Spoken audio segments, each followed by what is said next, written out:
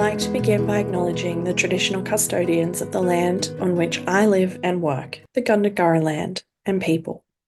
I pay my respects to their elders, past, present, and emerging, and extend that respect to all Aboriginal and Torres Strait Islander people. I also want to acknowledge the traditional custodians of the lands on which you, our listeners, are joining us from today. I recognise the deep connection that First Nations people have to this land, their enduring culture, and their commitment to the preservation and care for their country. This land was never ceded, and it always was and always will be Aboriginal land. Hey there, and welcome to Beyond the Surface, the podcast where we explore the stories of people who have survived religious trauma, left high control or cult communities, and are deconstructing their faith. I'm your host, Sam, and each week I'll talk with individuals who have taken the brave step to start shifting their beliefs that might have once controlled and defined their lives. Join us as we dig into their experiences, the challenges they've faced, and the insights they've gained. Whether you're on a similar journey or you're just curious about these powerful stories, you're in the right place. This is Beyond the Surface. Welcome, Erica. Thanks for joining me. Thank you so much for having me, Sam. It's an absolute pleasure. This is not your first time on the podcast, is it? It's certainly not our first time talking, but is it my first time on the podcast? No, you Oh, remember? I love this. I love that this is how we're starting. oh Um, yes, because I came on. did I with did come on. Yes, Liz. I was in Yes. Bali. I remember. I Yeah. remember. Yes, it was, I remember it was a bit of a time. So, yes, but I guess I wanted to start with some context that people might recognize you already from the episode that we did with Liz Milani as well around religious trauma in the body. Yeah. But you are not here in a professional context. You are here to share your story, which I'm excited about. But for some context, where in the world are you at the moment? I am in Melbourne, where I live. Beautiful. Yeah. I say beautiful, but I imagine it is the overcast, rainy, dreary, cold weather that it probably is here. Yeah, it Yeah. is. It's freezing and it's pouring with, well, it's not raining right now, but it's been Yeah. pouring with rain. Yeah.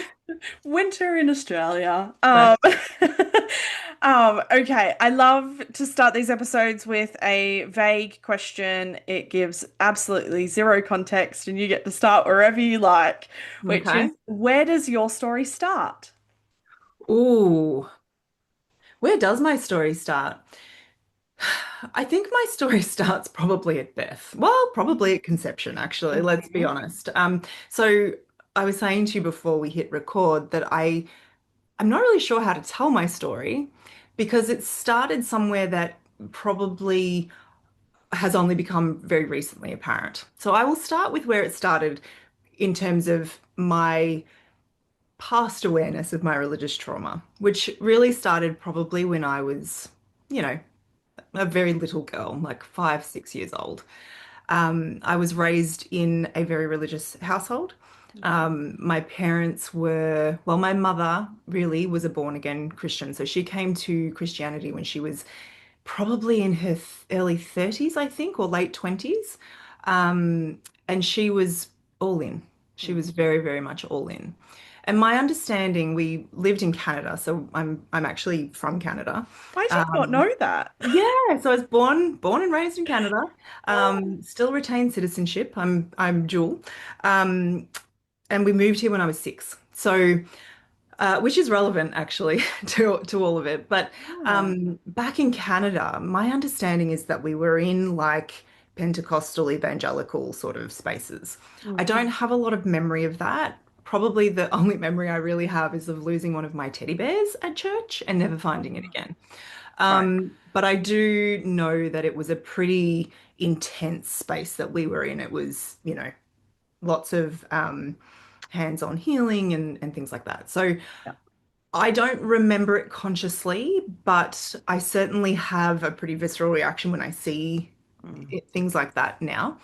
And then when we moved to Australia when I was 6, my family kind of struggled to figure out where they fit here in lots of different ways, but certainly also with a church.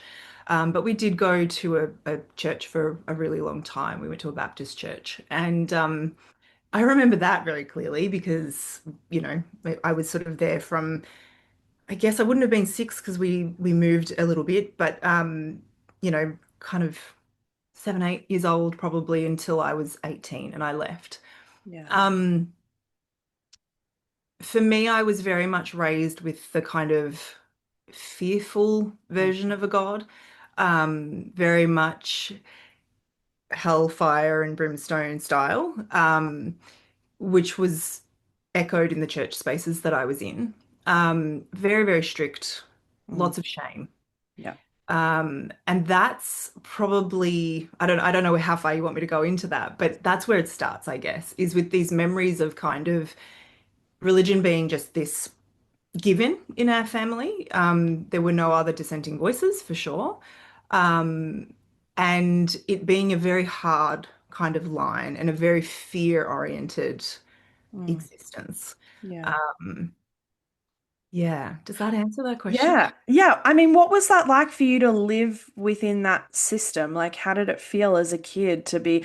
I've started to talk about fear, guilt, and shame as the real holy trinity of that we all received. But like, what was that like for you to sort of be in that space? I never liked it, to Mm. be honest.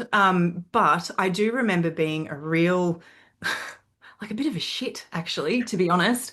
Um, outside of that space, like I was the kid at school who would shame other people. Yeah. Um, I would tell them the truth about things that they didn't want to hear. And I remember just feeling like I didn't belong in either space. So I Mm. never really felt like I belonged in the church. I had this sort of sense that things weren't as they seemed. Mm. And I remember that for as lot, like as for as from the earliest days, I remember thinking, I don't really like it here, but kind of I had to go. Yeah. And I used to be bribed into going by getting a Happy Meal on the way home from McDonald's. And a pack of, do you remember what were they called? Runts, I think they were called, and they were like little fruit candies. They came No. in like it was like a gobstopper box, but they were called runts, I think. And they were like a little Oh. banana, little apple, little orange. They were the best. So I was bribed into going to church regularly by getting a pack of runts and then a Happy Meal on the way home. But I never really felt like I fit in there, and I never felt like I fit in at school either. Yeah. And so I had this disconnect, I guess, where I didn't feel like I connected with Mm. the people in the church and my peers, but I spent a lot of time with them because they were, you Mm. know, safe people. Mm. But I didn't feel like I fit in at school either. And as an adult, I've recently been diagnosed autistic, so that kind of plays into that a little bit, I'm sure. Yeah. But my experience was, honestly, when I think about it, I'm like, oh my God, my experience mostly was one of just constantly feeling judged Yeah. and watched. So I had this feeling that not only was I being watched, obviously, by my parents, and you know, the rules were pretty strict, I was being watched by the congregation, and then even in the privacy of my own spaces in my own head, I was also being watched. Yeah. And so I developed, and again, I don't know how much of this is autism, I don't know how much of this is religious trauma, I don't know, you know, and there's another part to my story that will make shed Yeah. some light on this as well, but there was this level of, I wouldn't call it paranoia, but it was certainly like deep anxiety. I've been an anxious person my whole life. Um, so yeah, it was just a really strange space, and there was a lot of, like I said, shame. Mm. And so I think I learned really not to trust myself very much Mm. and to really kind of have this deep-seated sense of guilt pretty much about everything that I did. Yeah. So that wasn't great. That didn't pan out too well for the first, 25 or so years of my life, for sure. Yeah. Yeah. I mean, church is such a weird place because like it can bring such comfort for some people and good memories for some, and then others it just is like something is not right here. Was there any part of you that enjoyed church, that connected to the concept of church and God, or was it really just like I'm just playing a role, going through the motions, trying to like not have to do more than this than I have to? That's a good question. I think, like I said, the whole concept, I'm going to sort of answer your question in a roundabout way, but the That's all whole right. concept of God was all I knew, right? And so the idea that there would be any other way to believe anything was really foreign to me. I didn't, I was not exposed to any other way of thinking. Yeah. So, um, church felt like when I think about it, there were certain things I liked. There was like a boy I had a crush on, so I liked that. Great. Um, my best friend went to my church as well. There were elements of the social stuff that I enjoyed, but I've never really enjoyed socializing that much. So, it's like, Yeah.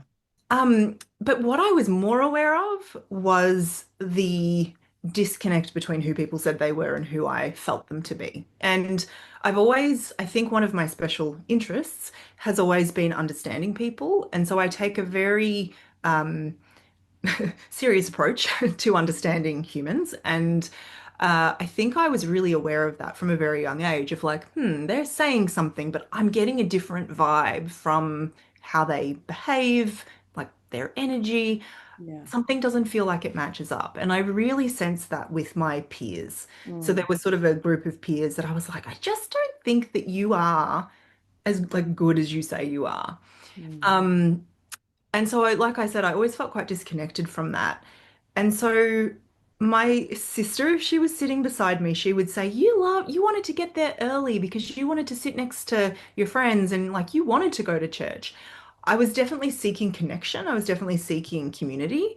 Um, and because I had so much fear of kind of non-Christians and how evil they might be, Yeah. which truly was how it was messaged. Um, it felt like that was the safe place to develop relationships. Mm. But none of them lasted, Yeah. truly. So, no, I think if I'm being completely honest, I never felt comfortable there. Yeah.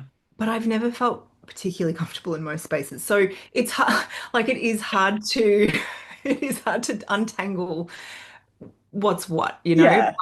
I found I can't remember if I've thrown them out, but I found an old journal from when I was a Oh, teenager. yeah. And I used to be like a very angsty, little bit emo, like wrote really heartbreaking poetry.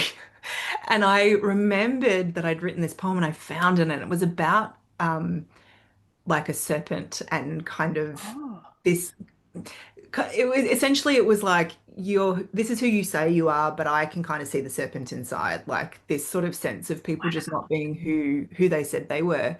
And interestingly, maybe 18 months, 2 years ago, I went back to that church. mm, I may have had a panic attack on the way in. Like I really was not okay. yeah. And it was really interesting how difficult it was to sit there and be in that space and see all the same people that I saw when I was there, Yeah. odd years ago. So I would say that no, I never really felt quite right there. Mm, Um, I'm sure the reasons for that are many and varied and not all on the church. But that's the other thing. I've always had a very respectful view of other people's, desire to be in the church and religion. And so I know the first time we spoke, I was like, I'm nervous to talk about this because I yeah. don't want to say that, it's all bad or that if you have a different opinion to me that I have an opinion about that. Like I Mm, don't really care. But yeah. it's that sense of I know how important those spaces are for a lot of people, and not all of them are injurious. Yeah. But my experiences were not great. Yeah. Yeah. I remember that, and I remember resisting doing this very podcast for like a good 18 months, and I was back and forth with my therapist going, there is no fucking way I'm doing this. Like it is not happening. And yet now I sort of go, I actually think by talking about this stuff, it allows the good that people get out of faith systems and church spaces to actually be the baseline and not that the harm is the baseline. And I think far more people are being harmed in these spaces than are being comforted. But by calling out the harm, that actually we might be able to make these spaces far more safer for the people that actually desire them and want to be there as well. So, Yeah. um, but I love the way that you just spoke around that. And as I took it, I was like, also, like, even as a kid, you got a really good bullshit radar, basically. Like, that's essentially what we're talking about. Yep. Yep. I And did. so I love that. It's I great. think I was so aware of like, and I had a recent experience with this as well. I had a like I've always just been aware of when somebody's saying something, but it doesn't match their energy or it doesn't match Yeah. their intention or it doesn't match their body language. And I think it's because it's something that I've really paid attention to. Yeah. Um, yeah. Um, so I was about to ask a question and then I was like, oh, I haven't actually used this phrase for a really long time. But as you were talking about like the disconnect with church and God during that time, do you ever feel like whilst you spent 18 years of your life in this place, do you ever feel like you actually had a relationship in inverted commas with God? Ooh, Because that's the goal, right? Like that's the yeah. goal is to have this personal relationship with God.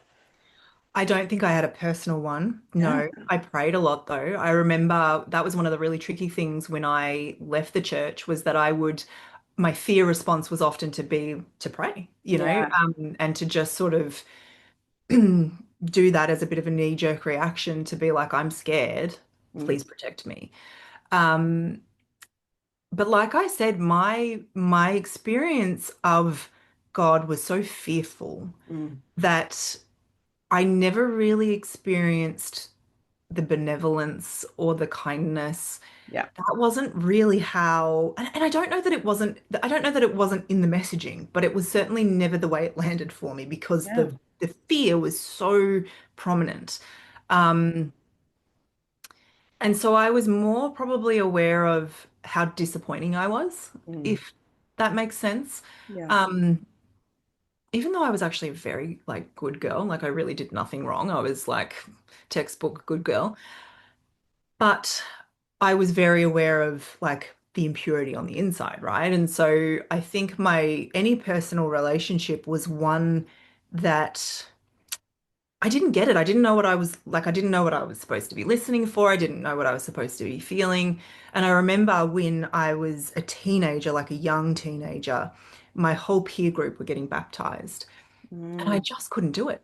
And I was like, everybody's doing it. Like, it's a bit weird that I'm the only one sitting in the audience or like sitting in the congregation, not up there being baptized. But I just could not bring myself to do it. Yeah. And that I think was a really pivotal moment Mm. of going, I don't think I'm in this. Like, Yeah. I don't think this is for me. But my mum was heavily involved in the church. You know, she would preach. She worked in Christian religious education in schools when that was still a thing. Yeah. She wrote the curriculum for that for a while. Um, we prayed before dinner. Like it was everything. It was my whole existence at home. Yeah. So it was kind of hard to like admit, like I don't think this is for me. I don't think I'm bought in. Yeah. Had I been messaged things differently, I don't know if that would have been different. I'm not sure. But Yeah. I ended up marrying an atheist. So that probably changed things a little bit. But um, and it's interesting, like I'm a yoga teacher. I've been a yoga teacher for 15 years, and I remember those spaces being really Mm. similar. I Yeah. was like, jeepers, I've just found myself in the same sorts of environments, but with a different Different spin on it. right. Yeah. So I don't I don't even think of it as necessarily being just a religious thing, but these I guess organized spaces where there are demands placed on your behavior that are yeah, just kind of from someone else. I'm a very morally, I have a very strong moral compass, and so I always found it a little bit confusing of like, why do Yeah. we need to be told these things? Yeah. It's the Anyway, complete diversion of authority to someone yeah. else or to a different, to a divine being or to a system or to a structure of rules that I think a lot of people pull away from. as opposed to the faith or the belief system or anything like that. Yes. When you chose not to be baptized, my automatic reaction was to go, if this was your bubble, were you then treated differently because you didn't do the thing that you were supposed to do? I don't really remember. I never really was in. I think that's the thing, right? I had one best friend who did get baptized and she was in that space. But I was on the outer with everybody Yeah. else. Nobody, my experience of it was that nobody liked me. I don't know if that's true because I didn't think anyone liked me ever because autistic. Yeah.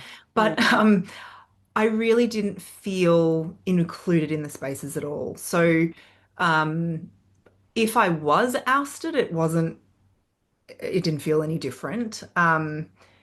I mean, I did have friends. It sounds a little dramatic to say it like that, but I just always felt like I was on the periphery. Like I just didn't feel like I was in.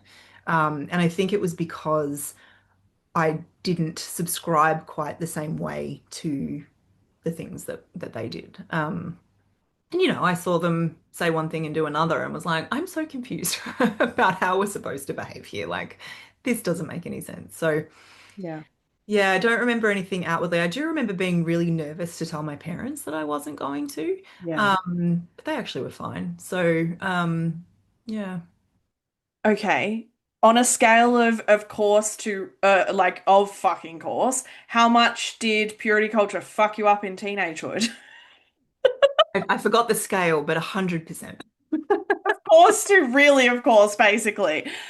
Because I've not met anyone who lived through purity culture and still loved it. But I mean, I'm sure they exist. They're just not people who are coming on my podcast. Yeah. But what was that experience like for you? Because, I mean, and obviously we have the language of being autistic now, but I Yeah. imagine that that had a role in terms of how you're absorbing that purity-based messaging as well during that window of time.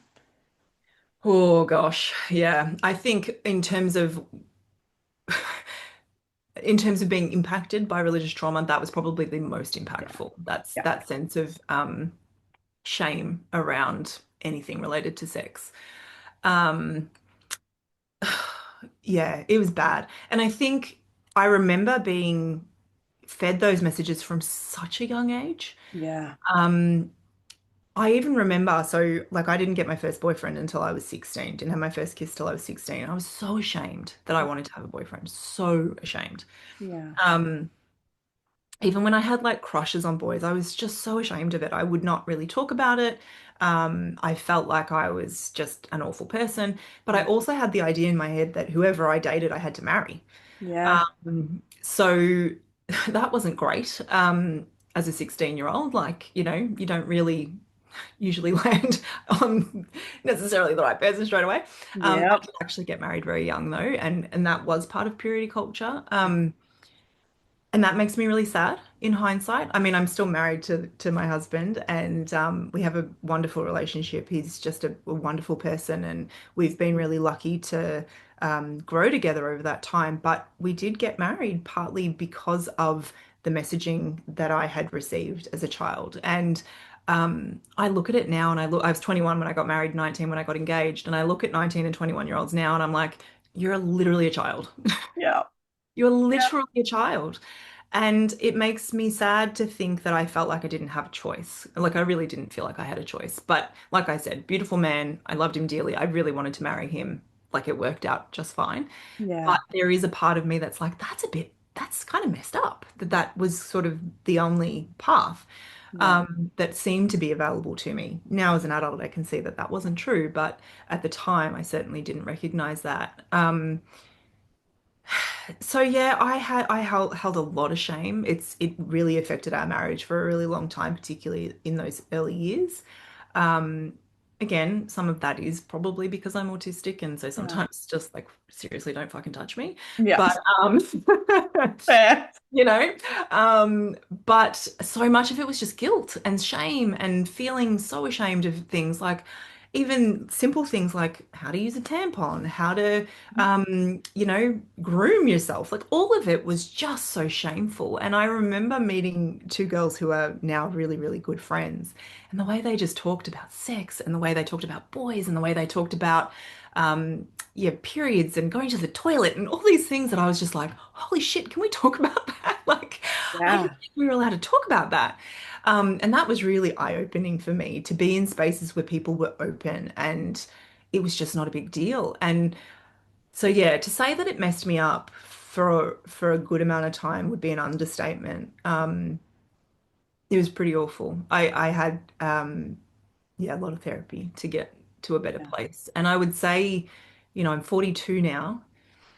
It probably wasn't until after I had kids, and Mm. my kids are like 13 and 11. Yeah, that was sort of when I felt a little bit more like I think I might have gotten beyond that, but it really took a very long time. Yeah, I think purity culture trauma is its own real subsect of religious trauma. It is just in the same way that I speak about like hell phobia is its own sort of subsect within religious trauma. Purity culture is just so like damaging and far-reaching, depending on like how strong of a flavor and the type of flavor of purity culture that you got as a teenager as well. Like whether it was just about sex or whether it was around like you didn't get sex education or you Oh, I sat out of even sex just like education. yeah, Yeah, I like sat you out of don't sex. even know your own anatomy Yeah. and like all of that sort of thing. So it's I think it depends on the flavor of purity culture and the Yeah. strength of it that people received. Do you Um, know it was interesting? I sat out of purity culture, if only. I sat out of I sat out of sex ed by my request though, because I was so embarrassed and so ashamed. I was like, I can't possibly sit through this. And so of course that was well and truly supported by my parents. But yeah, it meant that I really didn't have an mm, understanding of how things worked, yeah, which really wasn't great. So yeah. I mean, it's not even just like when we talk about purity culture, everybody just seems to think that it's about sex. But like you said, it's not just about sex. It's about just even understanding how your own body works mhm. and what is, healthy and what is, abnormal and things that you should pay attention to because they might Yeah. actually be signs of health concerns and like all this sort of thing.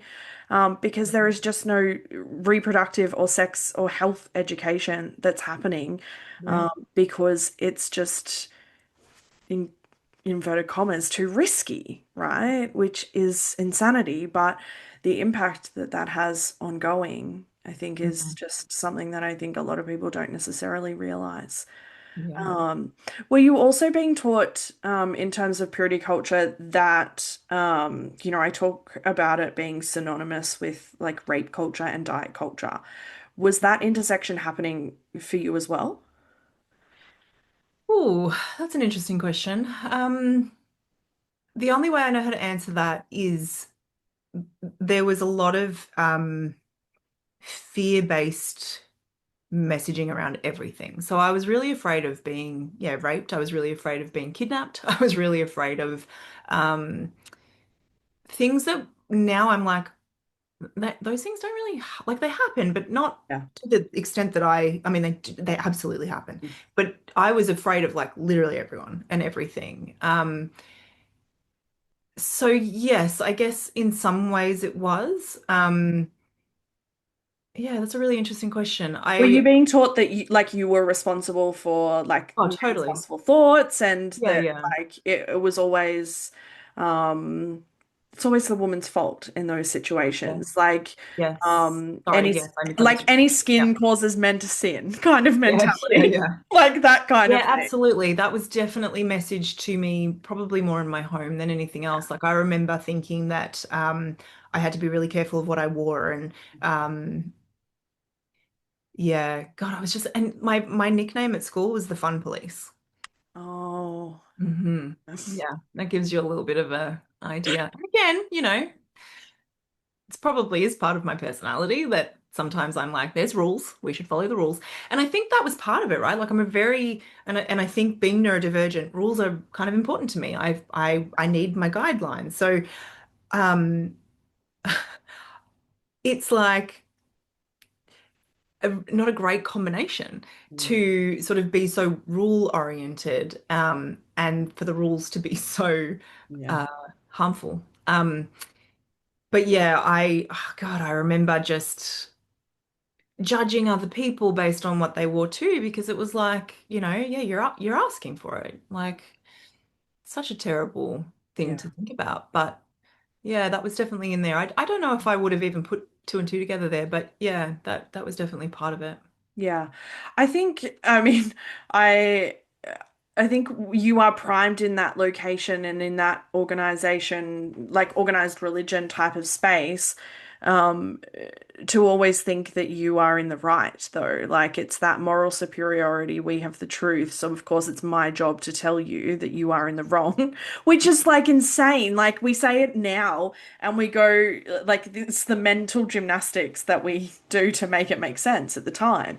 But, Mhm. like when you think that you have, the truth or at least the right way of doing life, even if you don't necessarily believe the belief system, there Yeah. is this mentality that at least you have the right way of doing life that keeps people safe and healthy Mm. and all whatever insert word there. Um, Yeah. of course, you have that moral superiority to feel like you can tell people what to do and how to act. Yeah. Well, I mean, I was afraid of going to hell at the end of the day. Like Yeah. that was a big part of it. Um, And in turn, probably afraid of everybody else going to hell also. exactly. Because I was like, some of these people are really good people, but Yeah. you know. Yeah. So yeah, I think yeah. Oh my gosh, it's interesting to look back on for sure. Yeah. I'm curious because, and I'm desperate for someone to do some research on religious trauma and high control religion and neurodivergence because I just think that there is Mhm. so many links there.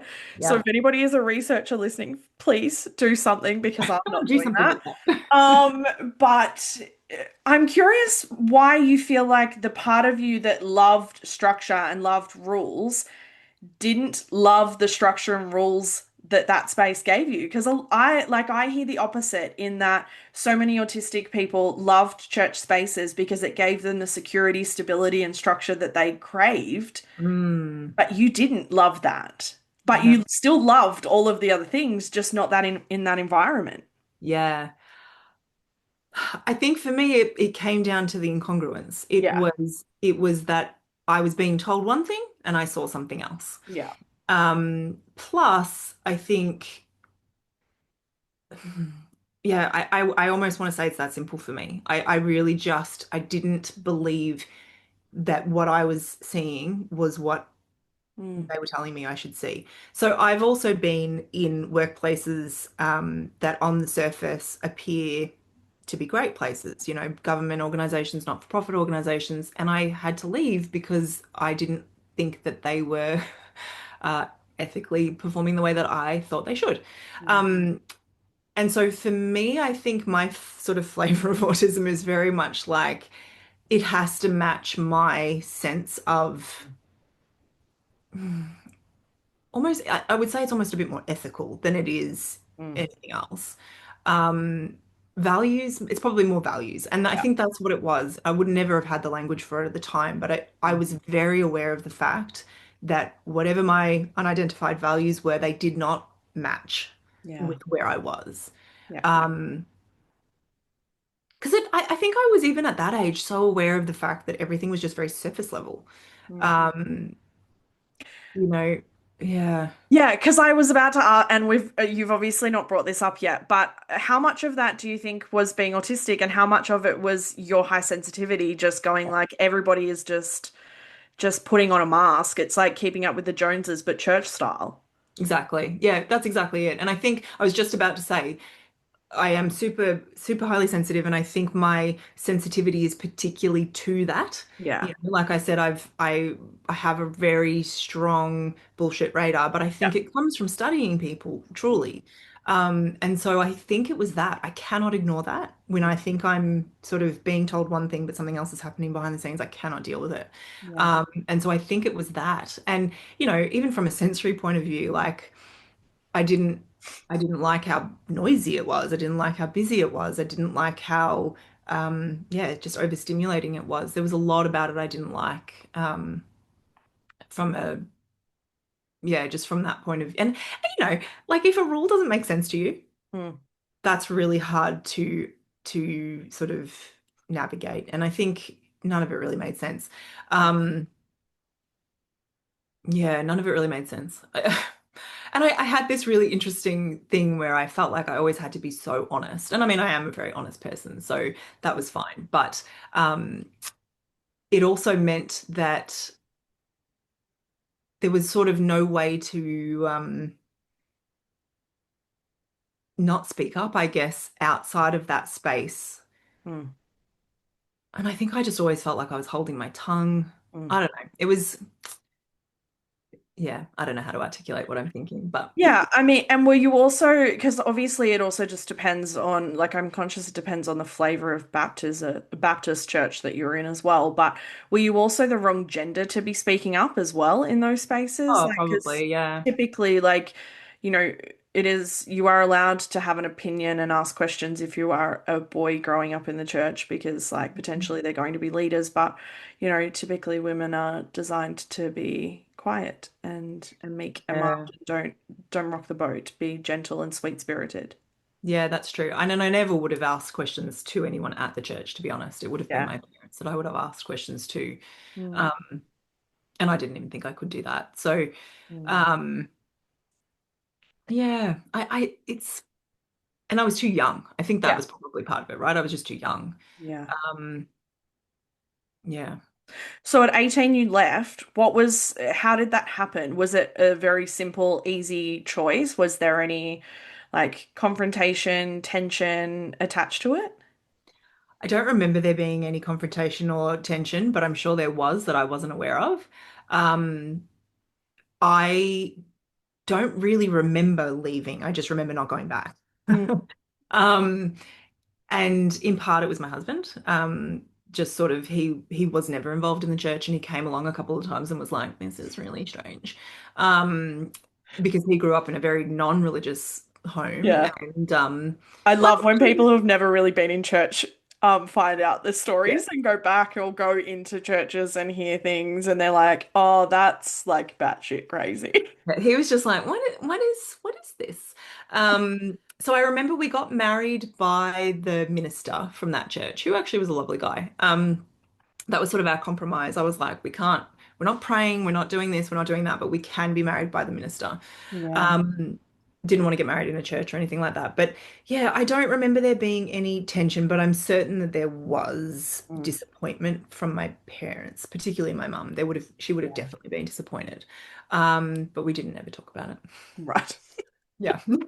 Good old hiding conversations. Love that. Yeah, well, interestingly, I had to Oh. my mum passed away this year, and um, before she passed away, and before a whole bunch of other things happened, which we may touch on, I was sorting through some of her books, and I found a book that was titled "Praying for Your Adult Children." Uh, And it was really interesting because I think that had I come across that book and been sort of in a church environment where it was based on love and acceptance and things like that, that I might have felt really touched by that. But I felt very judged. And it was a really interesting moment to uncover that and be like, oh, I think I've been disappointing, you know, in terms of my faith. And I know that that was true. I had to set some boundaries around like giving my kids religious things.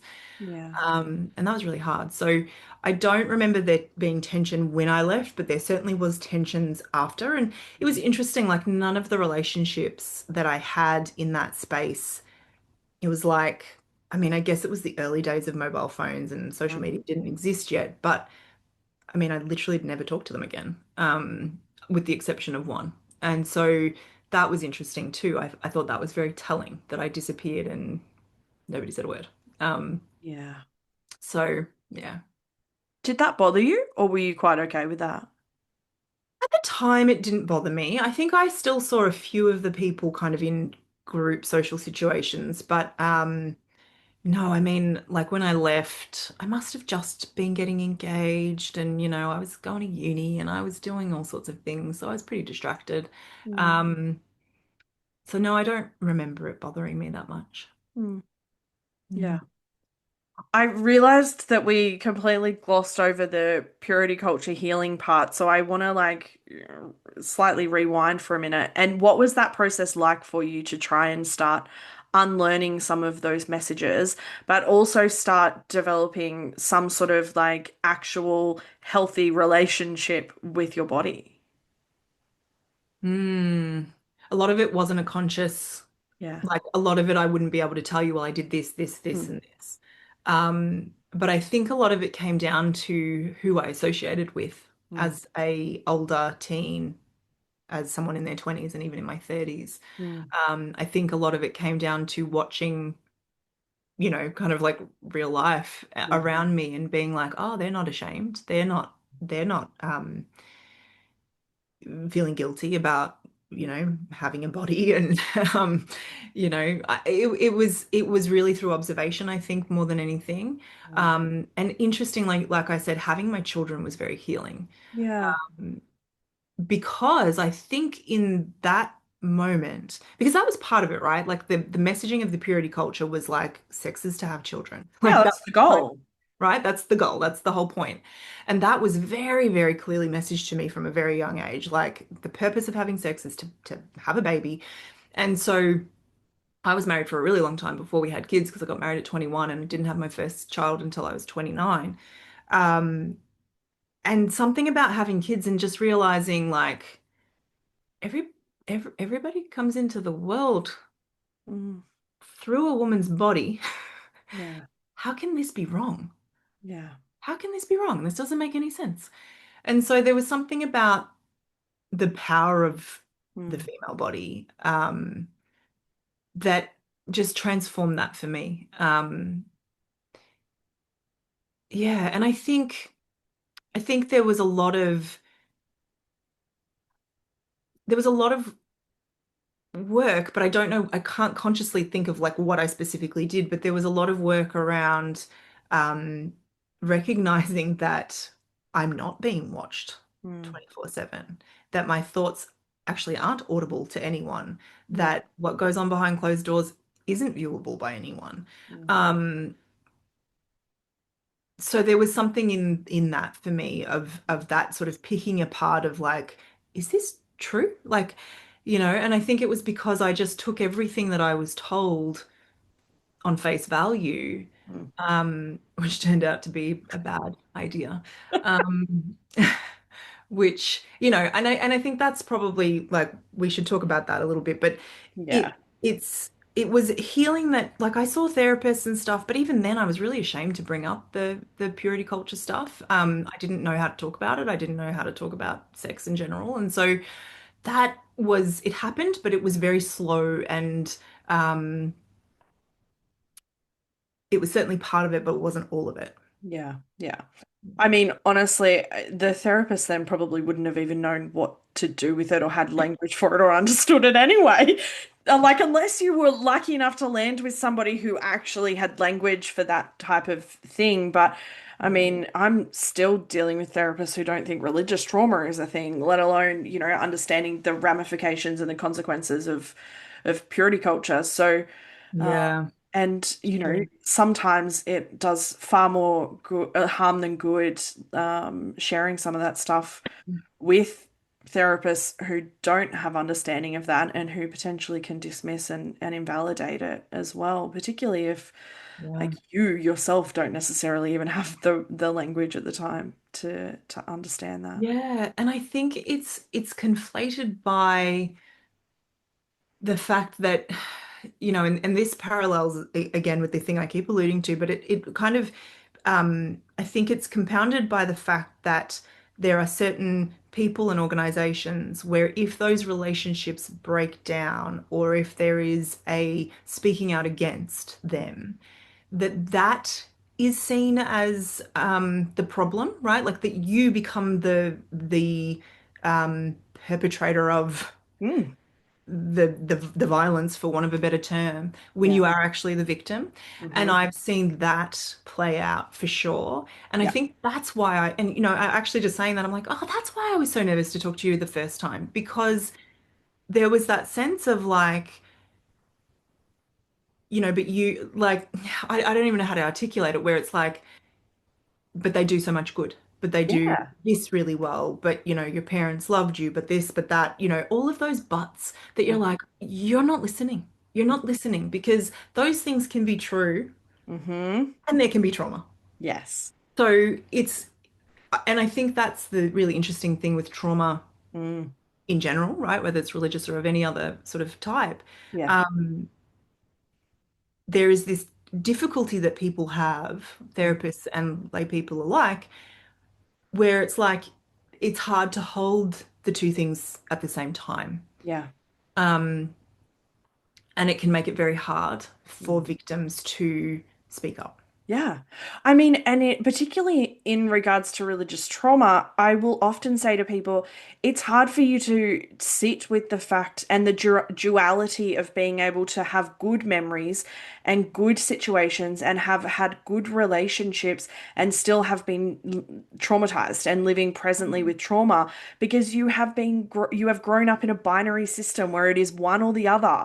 You can't have both in those spaces a lot of the time. It's either this or that. You are in, you're out. It's good or bad, saved, unsaved. There is all this binary language. So, of course, you leave thinking that everything works like that. But actually, being able to hold the duality of not everything is all good or all bad. And Yeah. so, And I think we're so used to a trauma conversation where there's a perpetrator and a victim, yeah, and there's an act of violence or something, and it's very clear what the trauma was. yeah, Whereas I think when you speak of religious trauma and other complex types of trauma, there isn't a clear this happened and that happened and that yeah, was the trauma. It's like, my trauma, if I want to sort of talk about like the religious element of that, that spanned 18 years. yeah.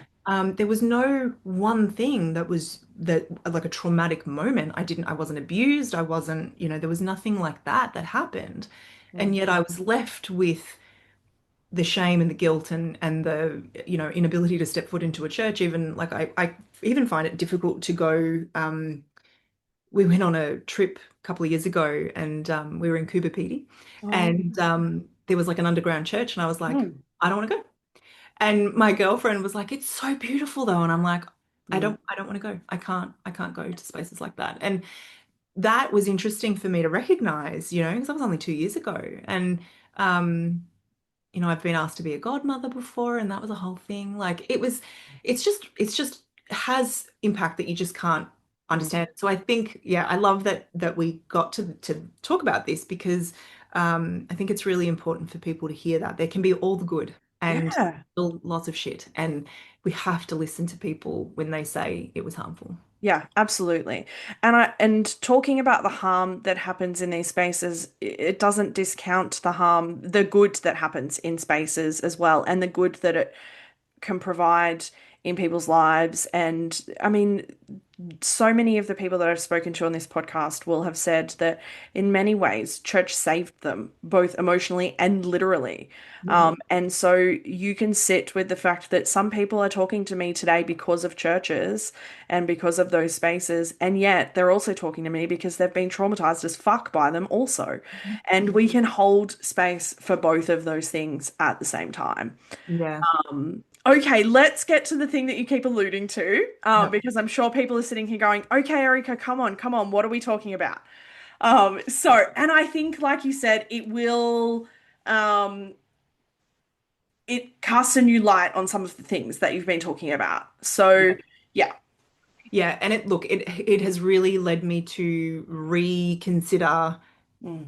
my trauma. Yeah. So just over 12 months ago, I found out that the father who raised me is not my biological dad. Mm. And I found out in a pretty traumatic way, doing an ancestry DNA test, and finding out first about my sister. Um, it was very quickly apparent that when she got her results and she got hers first, it was very quickly apparent that our dad couldn't possibly be her dad. And so we confronted him, and that's all a very long story. But um, it turns out that he is not either of our biological dads. And we were both conceived via donor. Yeah. And it's really an interesting, I mean, that has been very traumatic. Like I am 13 months in, I guess, and suffering from some pretty clear sort of PTSD symptoms, Yeah. really hypervigilant and, all sorts of things. But it's made me reconsider my religious trauma through a bit of a different lens as well, because I mean, I was actively lied to, basically my entire life. My sister and I don't look alike at all. Turns out that she's actually got Indian heritage. Her father's Indian, and so we look very, very different. She's quite dark, dark hair. I was very blonde as a child, bright blue eyes, and we used to always ask, like, is one of us adopted? Like, what's Mm. going on here? And we were always told, no, no, you're not adopted. And so when we took our DNA test, we were not at all suspicious, which is actually really quite laughable at this point because when I look now back at photos and things, I'm like, it was so bloody obvious. How the hell? But it's an interesting one because we were raised in a way that really prioritized honesty. Yeah. Um, and like I never believed. Will children be listening to this? Um, I Probably never not. believed in like SANTA. I don't know. I don't Yeah. know if meant for anyone. I can't Um, I can't imagine unless someone's got it playing in their house with their kids I present. mean, I apologize. I was that child at school who told a lot of people. Oh, But we were always told the truth about that yeah. because it was sort of like, we won't lie to you. And so there's a lot around how I felt like things weren't as they seemed Yeah. in the spaces around church and things that now I look at and I go, huh, like, was my sixth sense up even as a little girl saying, like, something's not quite right? Yeah. Um, so that definitely sheds a slightly different light on what I experienced as a kid. And like I said, I never felt quite like I belonged. We moved from Canada to Australia when I was 6, and I really didn't want to go. Um, so there was a lot of complicating factors, I guess, and so I almost I almost want to like readjust Mm. my assessment of like where the trauma stemmed from. Yeah. Religion absolutely played a part, but it turns out that I've been gaslit literally my entire life. And being late diagnosed autistic ADHD probably doesn't help either. Mm. And so, now I look at the sort of messy tangle of things that have happened, Mm. um, and that sense of really not knowing who I am in a lot of ways. And it makes a lot of that sense, a lot of that stuff that happened, I guess, in the church make a lot more sense to me in terms of the impact of that, because I have just kind of been a little bit lost a lot of my life and often didn't feel like I fit into spaces. And now, we know about like genetic mirroring and how important things like that are. And, I was this kid that constantly was looking to find myself in the faces of my family. And we didn't have family nearby because they all lived in Australia, in Canada.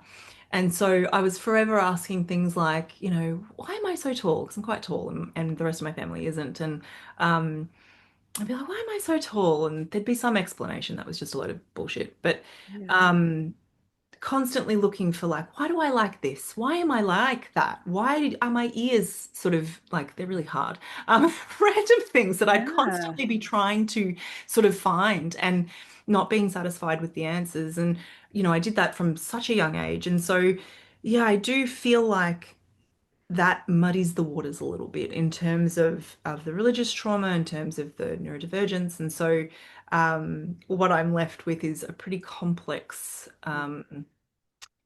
interaction of a whole bunch of different, fairly traumatizing factors. So, Yeah. I mean, like the I could give two very different responses here. One is like my therapist empathetic response, and the other is the normal, like the clinical term for that is a cocktail of trauma. mhm. Um, like Mhm. What the where C like stands for, once isn't it? Yeah. it's all in a glass, we have no idea what's from what. That's what. Exactly. Um, Exactly. But it like the thing about that is that eventually like there is this human part of us that wants to pull that apart and make sense of it. 100%. But it's hard to determine like where is what coming from and like it just I mean not to mention that religion in itself gives such a complex relationship with identity as well. Hmm. Um and so then to have those two things and the neurodivergence sort of like a triple interlocking of like who on earth am I? Yeah. Like And we're still yeah. answering that question. I don't know. Yeah. Yeah, it really is.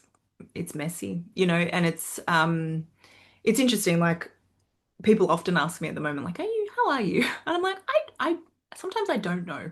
Yeah. Um, like I'm okay. I've always had a really strong sense of something, like a strong sense of self, even though I can't quite put my finger on what it is. But I've also been very much like a shapeshifter and Mm. a people pleaser and very happy to dismiss my needs for everybody else's. And you know, we could probably point to all three in the soupy mix of that cocktail and say like they all lend themselves to that kind of behavior. Yeah. But it does make it hard. It certainly does make it hard to untangle at this end. And, like I said, I'm 42 years old. Um, Bit of a kick in the guts to be like, yeah, here's all the ways you don't know yourself. And it's interesting when something like just a side note, if Mm. anybody's listening and somebody comes to them and tells them that they are late discovery donor conceived and they've just found out their father isn't who they thought, please don't tell them you are still you because Yeah. it's such a it just feels like someone slapped you in the face. Yeah. Um, Likewise, don't say your dad is still your dad or your mother's still your mother. Like it doesn't hit the way you think it does. No. It comes with such beautiful intention, I get that, but it can be so distressing for someone in that position because you are suddenly literally like, Mm. literally, who am I? Yeah. Um, and it's been interesting. Like, I won't get into the details, but we've learned more about other parts of the family tree that also aren't who we believe them to be. And so I went from believing that I knew who I was and where I came from to literally having one line left. And yeah, so it's I wish that I could pull it apart and be like, well, here's how this part affected me and here's how this part affected me. But looking back, I'm like, wow, there's no way to do that. There's actually no way to pull your neurodivergence out from your gaslighting, from your sort of lack of genetic mirroring to being taken from, your homeland, for want of a better term, um, to the religious messaging that made you feel like a terrible person. Um, it's just all kind of there. So Yeah. yeah, I still clearly have some healing to do, but that's okay. Yeah. And I mean, as you were talking about like all of the newfound information with your family, I'm like, yeah, it might be like in that circumstance right there, it's not religious centered, but in this situation, it is belonging centered, which so many of my listeners will relate to because it's what people lose in that moment. And it's what everybody as humans crave is a space to belong and a space to feel seen and to feel connected and to have family, whether they are, church family, biological family, but there is a sense of belonging that has been taken away from you in that moment. It's just a different flavor of belonging. Mhm. Um, but yeah. What, like, and I don't want to ask you how you are, but I do want to say, like, how has the last 12 months been? A shit show. Yeah. A shit show. Yeah. It's been awful. I won't sugarcoat it. Yeah. It's been horrible. I've experienced a lot of anxiety and depression in my life, probably from being undiagnosed, but nothing like the last year. Yeah. Yeah, it's been horrible. Like I have continued on. Like I work as a counselor. I run my own business doing a couple of different things, and um, I have been well enough to do all of that. Like it's really interesting the way that the human brain can kind of sort of shift through different modes.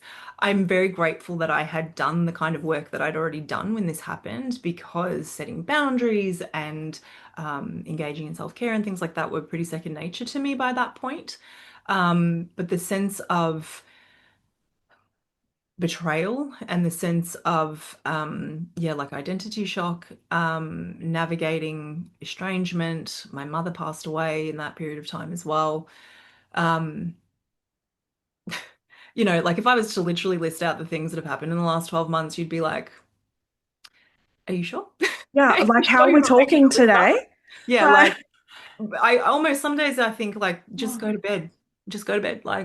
Um but I think it's that sense of, despite everything, and this is something that I often say to my therapist, is like, despite everything, there's something in me that feels so grounded and sure of itself. I don't know what it is. yeah, But yeah, somehow I've made a really safe space for myself in my little family, and for that I'm really grateful. Um, but it is a good reminder that like people can function really well on the surface and still be broken on the inside, and like broken in the sense of like you can be broken and still mm, okay, if that yeah, makes sense. yeah, Um, but yeah, I wouldn't wish it upon anyone. Honestly, I wouldn't wish what I've experienced on anyone. yeah, yeah. I'm gonna ask a weird left center. Oh my gosh, what's Left that of saying? center, left of Left of center, center. or Oh my left field, gosh, either. my brain just like malfunctioned. It was like the spinning wheel of Me death. ask you a question. Oh my goodness. It was a bit of an off-center question. Because I'm sort of thinking like if I had had something that, and like it's been a bit of a shitstorm few years as well for me within a different sector, but in those moments, I had this instinctive part that of me that went, "Oh, I really wish that I prayed, and I really wished that I had a God that I believed in right now in this moment, who I felt like I could just feel like I could, that like put all of your worries and your cares upon this divine being and pray and feel some comfort in that space." What Mhm. has that been like for you? Yeah, it's really interesting. So I have not felt the urge to pray in a million years. Yeah. That has popped up where I'm Yeah. like, my instinct was to do that. Not often, but like enough that I was like, that's interesting. Yeah. Um, and I don't pray like that. That's not Mm. something that I would do. But I noticed that that very familiar sort of like dear God kind of like moment Mm. really came upon me a couple of times. Um,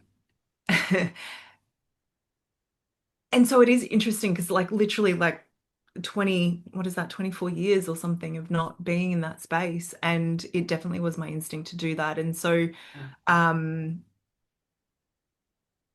yeah, there have been some very existentially kind of um griefy moments of like, what's the fucking point? For Mm. sure. Like I've definitely had those moments and wished that I had Yeah. a sense of purpose that was beyond it all. But there's been some practices, as a yoga teacher for such a long time. I guess I have some spiritual practices that perhaps fill that void a little bit. Yeah. And so there's things that I would do that I guess connected me to something. Mm. Um, but interestingly, the thing that I connect to the most often is my sort of sense of my enduring Mm. spirit, I suppose, like in terms of trusting myself. Like I think that's interesting to reflect on because I haven't tried, like, there's been so many things to erode that. Um, but I have been very aware of that sense of like, I am okay and Mm. I can navigate this. Like I actually can do this. Um, and I think for me too, probably what fills that void a little bit is my desire to help other people. Um, One thing that I'm really uh, pleasantly surprised by is how with every new blow that I seem to receive, my capacity for empathy really is deepened. Yeah. I think I'm a much better counselor for it, to be honest. I I think that I'm just better at what I do, which is an unfortunate way to get there, but I know, right? you know, silver linings and all that.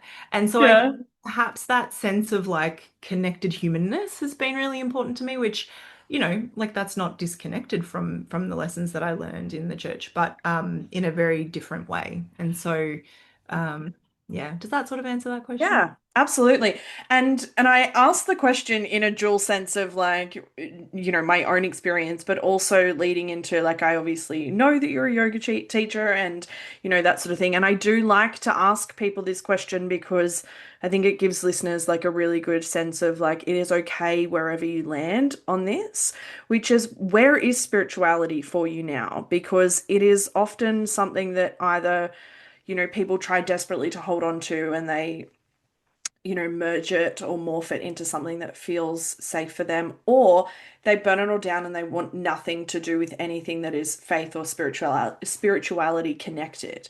Where Hmm. does that land for you? Hmm.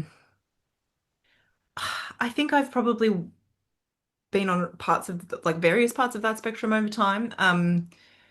I certainly burnt it all down at the start. Um, and then yoga was a really interesting experience, like when I started, because I really resisted the spiritual elements of it, to be honest, because I ended up training in a system where there was a swami, so like orange robes, shaved head, and we had to go to the ashram, and I hated it. I really didn't like it because I was like, this is church, but with a different book, um, and I didn't like it. I was like, and it turned out that ashram we were going to, he was not doing things very nicely. So he was Oh. accused of a lot of sexual abuse in the end, and I think I could sense that things were not as they seemed, and Mm. so I think I threw it all away for a really long time. I don't know how I would even describe my sense of spirituality now. I don't believe in anything in particular at Yeah. all. But I do really have a sense of um, I don't know, like mysterious purpose, sort of sitting I behind love the that. scenes. Yeah, like there was a few things that happened when my sister and I found out about our donor conception that felt like they were sort of almost divinely Mm. into guided. Yeah. And I wouldn't say that I felt like God had a hand in it because I am atheist, but I would say that something was happening. Like I felt very looked after, which is a weird thing to say, but there were just certain things that had happened in the lead up that I was like, wow, imagine if that hadn't happened already. This would be so much worse. Mm. So there's this sort of sense, I guess, of like there's something at play, but I don't name it. I don't rely on it. But I'm often sort of like, huh, that's really Curious. interesting. Yeah, I've got Yeah. 1111 tattooed on my wrist, which Yeah. is a whole story. But I guess that gives you a sense of like there is some spirituality there for me, but it doesn't have anything other than a feeling associated with it. It doesn't have a name. It doesn't have really even particular practices associated with it. Mm. Yeah, She's loose. she's loose. Yeah. She's loose. She's open. She's not getting stuck in any kind of, yeah, Yeah. rules or dogma these days. I mean, as we both said that, I just had a moment where I was like, "Oh, the extra connotations to what we just said is really great, considering the purity culture conversation we were having." It's Oh, always been my I desire love to it. be a little bit more like chill. So yeah, I'm with that. I'm down with that. I love that. I love the irony. Um, oh goodness. Okay. I love finishing these episodes with some encouragement for people. And so I usually like to tailor it to the person and their story and things like that now. And the broad question is, what would you say to someone who is either fresh out of church, fresh in their deconstruction, or grappling with their religious trauma? But I'm gonna niche it down a little bit based on your story to someone who's grappling with the identity portion of this whole thing. Yeah. My advice is almost always the same, regardless of the question. Well, had I known that like 2 minutes ago, Erica, that would have been helpful. My clients always laugh because they're like, I know what you're going to say. I'm like, you do, because it's always the same answer. Yeah. Compassion, self-compassion. At the end of the day, honestly, it's my answer to everything. Because, that sense of identity crisis Mm. is so derailing on a level that I never could have anticipated.